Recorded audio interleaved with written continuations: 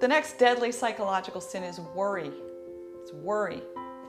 Worry reacts to the possibility of danger versus the probability of danger. In psychology, we call it hypervigilance. Not that vigilance is completely unnecessary. We need to be on guard. There are dangers in the world. But worry reacts to the possibility of danger, and the possibility of danger is almost unlimited.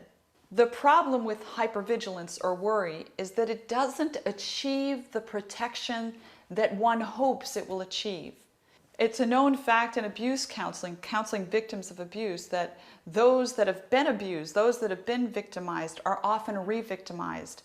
And we think the reason for this is that they are hypervigilant. They're so afraid of everything that their nervous systems literally get worn out and they miss the actual threat and they're not able to defend themselves against that.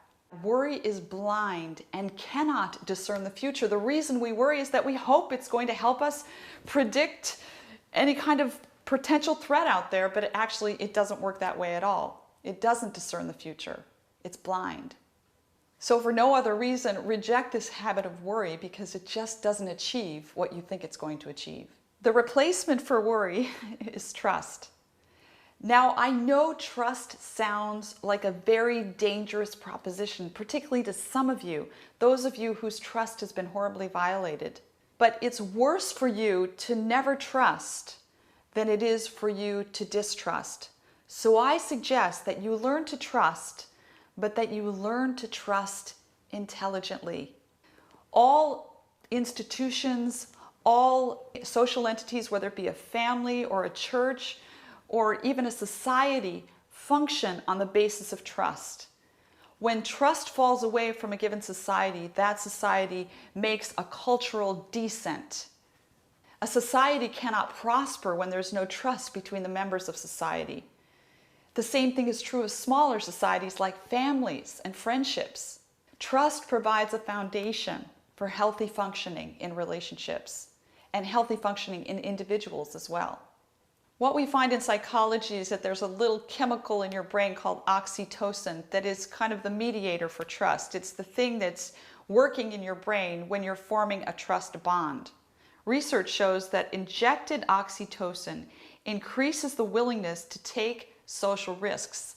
So if I were to inject you with oxytocin, this little chemical in your brain, then you would be more inclined to talk to a stranger or more inclined to form a new friendship.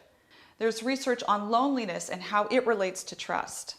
Quote, loneliness was negatively correlated with each measure of trust beliefs and trusting behavior.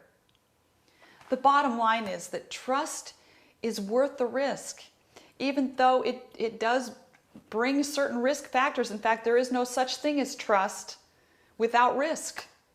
You do away with risk, you do away with trust.